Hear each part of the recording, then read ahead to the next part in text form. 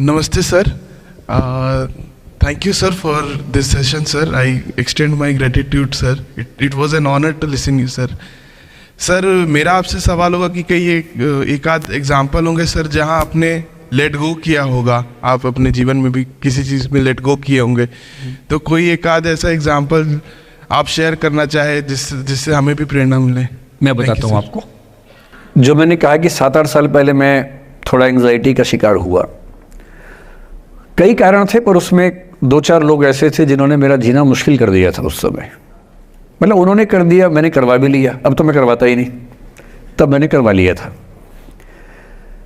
अजीब किस्म के लोग पीछे पड़ के रात दिन 24 घंटे तनाव देते रहना बिना किसी बात के, कोई वजह भी नहीं थी ऐसी। मैं बड़ा परेशान रहा। फिर बाद में परिस्थितियां बदल गई, मैं ठीक हो गया, मेरी स्थितियां ज़्यादा बेहतर हो गई। तो उन दिनों मैंने एक रहीम का दोहा पढ़ा, वो मेरे जीवन का उसूल बन गया। उसके बाद से 1-2 बार मेरे मन में आया कि मैं भी दुश्मनी कर लूं और दिखा दूं, और मेरे पास ताकत उनसे ज़्यादा थी उस समय भी, आज भी है। पर अगर मैं किसी के उकसाने पे उसके जैसा हो गया तो जीता तो वही।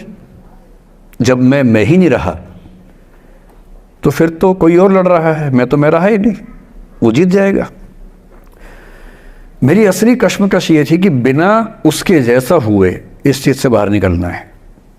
ये कुछ वैसे कि आप सड़क पे जा रहे हैं, कीचड़ में सूअर लोटा हुआ है, उछल उछल लौट रहा है, आपके सफ़ेद कमीज पे छींटा पड़ गया। अब 2 ऑप्शंस हैं, या तो हिसाब बराबर करने के लिए उतर जाइए, उसको आप कैसे गंदा करोगे, वो तो पहले ही मस्त है उसी गंदगी में, उसका तो स्वभाव है। आपका एक छींटा है, आप पूरी कमीज गंदी कर लेंगे वहाँ जाके। तो सबसे अच्छा क्या है, वहाँ से निकल जाना, लेट गो कर देना। तो मैंने रहीम का एक दोहा अपना सार बना लिया। रहीमन ओछे नरन सो बैर भली ना प्रीति। रहीमन ओछे किस्म के लोगों से ना बैर अच्छा है ना प्यार अच्छा है। काटे चाटे श्वान के दुह भांति विपरीति। कुत्ता काटे तो दिक्कत, कुत्ता चाटे तो दिक्कत। तो मेरा उसूल क्या है, इस तरह के लोगों से ना दोस्ती ना दुश्मनी, ना दिल में ग्रजेस रखने हैं कि हिसाब बराबर कर दूंगा, हरा दूंगा, रखना ही नहीं। और मेरी ठीक ठाक दोस्ती तो क्या होगी, मतलब जब हम मिलते हैं बड़े प्यार से मिलते हैं, मुझे दिक्कत है ही नहीं, नाराज़गी भी नहीं है। मुझे लगता है कि वो अपना धर्म निभा रहा था, मैं अपना निभा रहा हूँ।